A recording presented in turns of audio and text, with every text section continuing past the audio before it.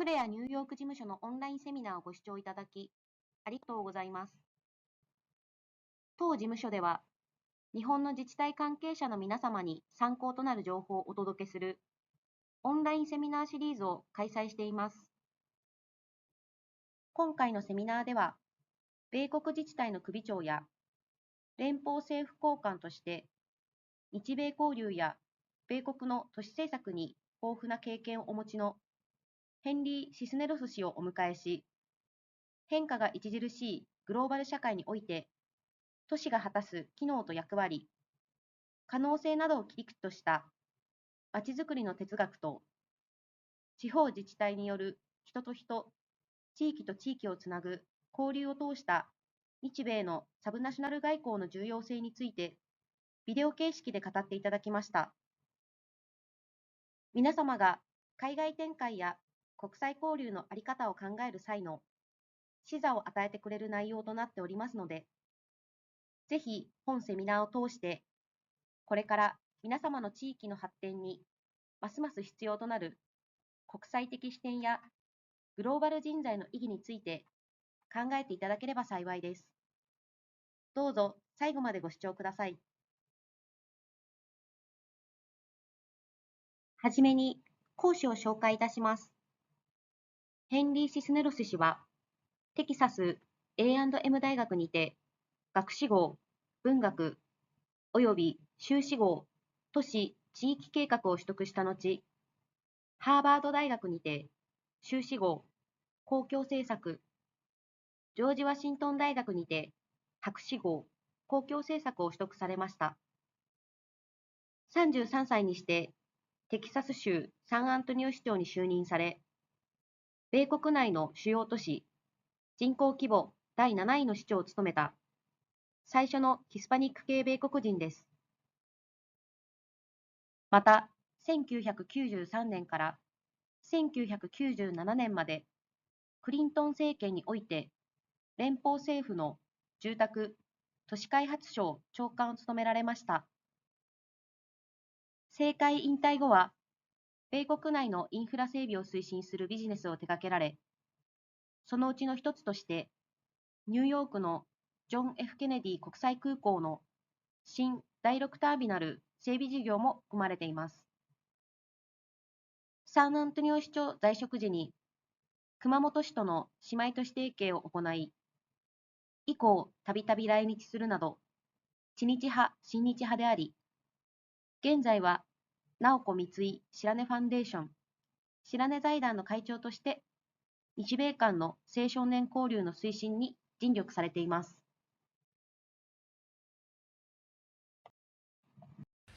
Thank you very much for inviting me to speak to this gathering of the Japan Local Government Center. We in the United States are very respectful of the Japan Local Government Center for helping the cities and towns of Japan relate to the entire world. It has been a very successful endeavor, and I'm honored to be asked today to bring some thoughts about the work of the center and the philosophy of its work. It's an interesting time that we live in, and the cities and towns of our nations are becoming more important than ever before. Indeed, I heard a professor at Harvard University say that in his opinion, cities are one of the most greatest inventions of mankind, one of the most important inventions of mankind, because they have allowed people to develop in every society. They've allowed innovation to occur, specialization to occur, economic development to occur, and all of this because we've chosen to live together in cities and towns. For the first time in the history of mankind, more people now live in cities and towns than in rural areas. It shows the direction, the trajectory of human development, that our cities and towns are becoming more important. Indeed, our cities and towns are the functioning elements of the world economy. When nations trade with each other, when the United States trades with Japan, it's not really two nations that are trading, but it's the Port of Los Angeles and the Port of Tokyo that are trading. It's the airport in New York that's trading with the airport in Osaka. And that is the basis of transactions and global exchange and currency exchange and people exchange. So there's no question that the cities and towns of our world are becoming more important. Within the United States, just the 100 largest cities out of 10,000 communities, just the 100 largest constitute 66% of the population of the United States. We are becoming more and more a metropolitan nation. And those 100 places constitute 66%, generate 75% of the GDP of the country. So it's, again, our economy is clearly a metropolitan economy. And that is true for Japan as well. Japan is one of the more densely populated nations in the world, and that's because some 1,700 cities and towns generate the high quality of life that is associated with the Japanese people. That is the makeup of our national economies. It's the makeup of our social progress.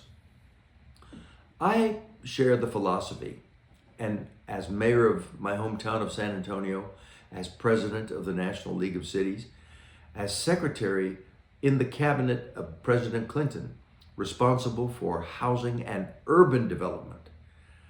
I was the president's outreach to all the cities of America and to the mayors of America. I came to the philosophy that cities can very successfully be masters of their own destinies, not driftwood bobbing around on the ocean of global change, but rather places that are engines of economic progress and masters of their own direction. Cities do this by focusing on goals, the goals that they want to accomplish for their own people. Some of those goals are related to building the physical place of the city, what we in the United States call placemaking, developing places of physical amenities, of central city neighborhoods, of good quality places to live. And out of that comes social progress, because so many things that we want for our societies, for our nations, happen in physical places that we call our cities and towns. The relationship between the levels of government is very important. We know we have, both in the United States and in Japan, the national level of government. And the national government deals with things like national defense and Social Security and health care. We also have in our country state level of government, and in Japan the prefectural level. And they deal with state universities sometimes and matters related to transportation systems. But at the local level, some of the most important things of the society occur. If one is at home and suddenly there's an intruder and one must call the police, it's the local government that makes sure that the police are well trained and responsive. If one is in one's house and a family member suddenly has a stroke or a heart attack, again, it's the local emergency services that we call upon. And those are provided by our local governments. So many things that exist in our society are the result of the work of local governments. Indeed, I could argue the things that deal most with the life and death dimensions of our citizens, that they must rely upon for the most basic things in life. Another role of cities and towns in our respective countries is to see to it that the infrastructure of our local areas stays adequate. And by that I mean things like the transportation systems of roads and of highways and of rail and the other ways that we move people and cargo. We cannot be competitive as localities. We cannot be successful if we don't have adequate transportation infrastructure or communications infrastructure. Nowadays, that means broadband in addition to telephone, power, electric service, water, all of those happen at the local level. Similarly, local governments take care of people.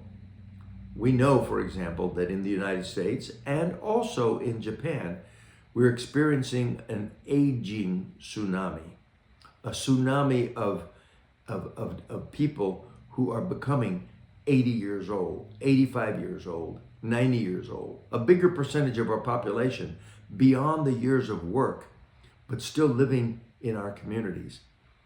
And the quality of services, I've had the good fortune of seeing in Japan the quality of local government recreation centers and community gathering centers and kiosks to provide information for persons who are of advanced age. We must also provide human capital education and training for our children at the younger end of the age spectrum and training for our workforce. All of these are the ways in which we think about local government. And there's one other very important dimension of local government, and that is international diplomacy. The role of local governments in reaching out to other local governments and other nations.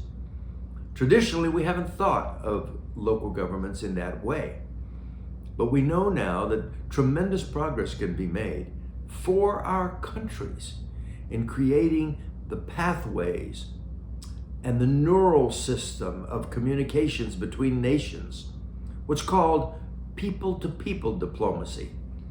A former American U.S. president, President Eisenhower, in the 1950s, created a program called People-to-People that soon became known as the Sister City program of communications between communities themselves.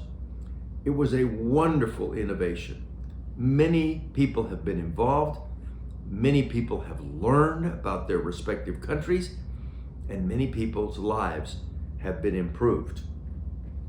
These kinds of global interrelationships, which are promoted by the Japan Local Government Center, provide two major services. One of them is establishing links between countries. When people know each other at the local level, representing their countries, when people establish meaningful links of communication, then the countries know each other better. It's less likely we're going to have conflicts if we know each other. It's less likely we're going to have an outbreak of armed conflict if we know each other. That's the importance of having national collaboration, such as the People-to-People program. And as I say, that became the Sister City program. The other area that's so important from international diplomacy at the local level is the improvements that can occur in the community itself as people learn at the local level from what's happening in other parts of the world. Let me give you an example of how both of these dimensions of international diplomacy, national collaboration and community improvements, have happened in my experience. I was the mayor of San Antonio, Texas in the 1980s, and I had been the beneficiary of international programs myself. I was a White House fellow, served as an assistant to a cabinet officer when I was 23 years of age. And one of the parts of the White House Fellow program was to travel to other parts of the world. And that took me on my first trip to Japan in about 1974. And I fell in love with Japan, Japanese people, Japanese cities, tremendous respect for Japanese institutions and progress. In those days, Japan was growing very fast and really was a marvel in the world. When I became mayor, I had an awareness of Japan that I pursued in my work as mayor. I had the good fortune of meeting a Japanese citizen. Indeed, she's a citizen of the world. Her name was Naoko Shirani. She was a baroness, and she was also a member of the Mitsui family. She was related by marriage to the Toyota family, and she was a person who was very important in creating pathways to the world. She was involved in a program that was called Up with People. It was a youth entertainment group that traveled around the world. Well, our separate paths came together when I met Mrs. Shirani and told her about what I wanted to do in San Antonio to help relate to Japan. And she immediately understood because of her background. She immediately understood and set up connections in Tokyo and began the search for a sister city for San Antonio. In due course, we concluded that the best partnership was Kumamoto in Kyushu, because Kumamoto was a city that was set in a location much like ours, dependent for its water supply on an underground aquifer, and a very green city, a city of trees, beautiful city. I went to Kumamoto, met the mayor of Kumamoto, and began the Sister City program. I have since been to Japan probably a dozen times in connection with our Sister City relationship. And we started a very robust program of exchange and communication between our two countries. It took various forms.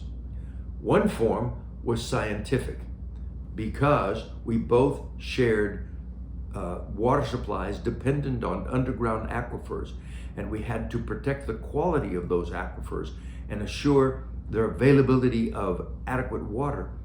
We exchanged scientific crews who went to our respective cities to work on that critical dimension of the city future, which was our water supply, because we had met together and we were able to know each other better and exchange information and innovations.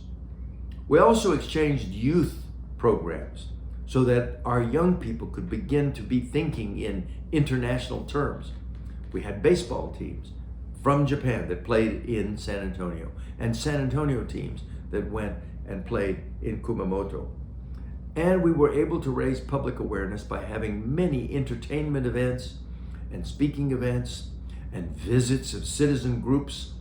I'll never forget when a giant airliner landed from Japan in San Antonio's airport, and about 300 Japanese citizens spent a week in our city, led by the mayor of Kumamoto.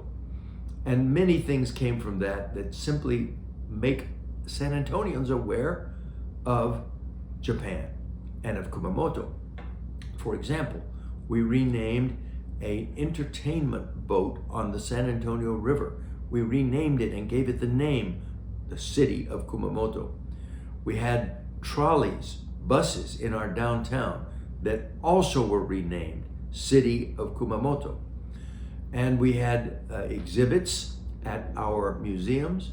We eventually built a garden, a Japanese garden at our botanical center. And there is a statue of Mrs. Naoko Shirani, the woman who introduced us to these concepts and made it all possible.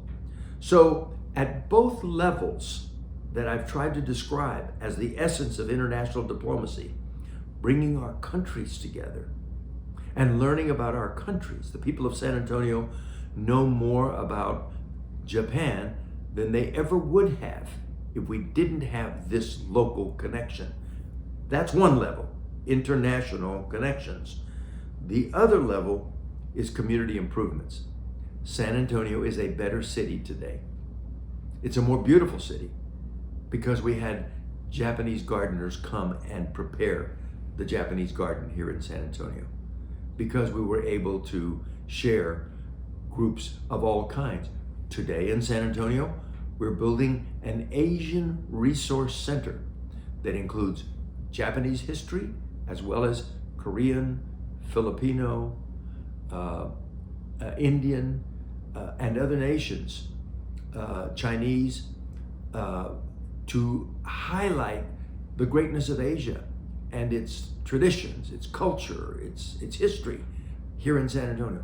all of that began because we had these people-to-people connections.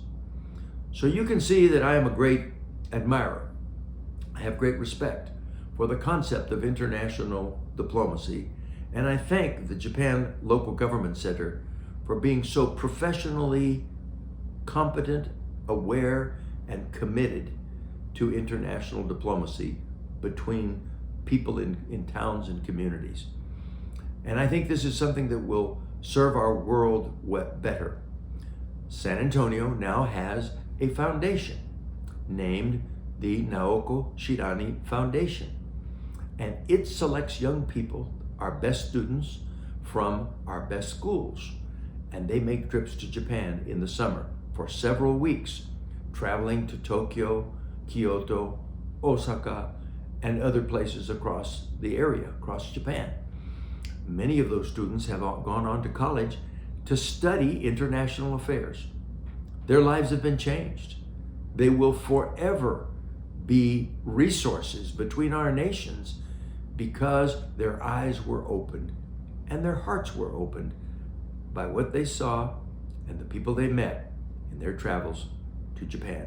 This at the city level. That's not the way people think of relations between nations. They think of relations between nations as a debate at the United Nations or as a discussion in the Parliament or the Diet or the Congress. But relations between nations are much more. They're relations at the level of personal admiration and respect at the people-to-people level. That's what international diplomacy at the city and town level is. And we should support it and encourage it. And I encourage you in your responsibilities in your respective towns and cities to set goals for your city and then think about how international diplomacy can advance those goals. Is it knowledge of languages in your city, like we're teaching Japanese in San Antonio that we would not have otherwise? Is it knowledge of other places that just makes people better citizens of the world, more responsible, more aware? Is it learning of culture and celebration of culture in events that are respectful? Is it welcoming and hosting dignitaries from other countries in your city? International diplomacy is a very positive thing in this shrinking world where communications and air flights and travel patterns make it possible for people to know each other better. We'll create a better world. We'll create better societies for ourselves, and we'll create better communities at the local level, in our own communities, for people to enjoy.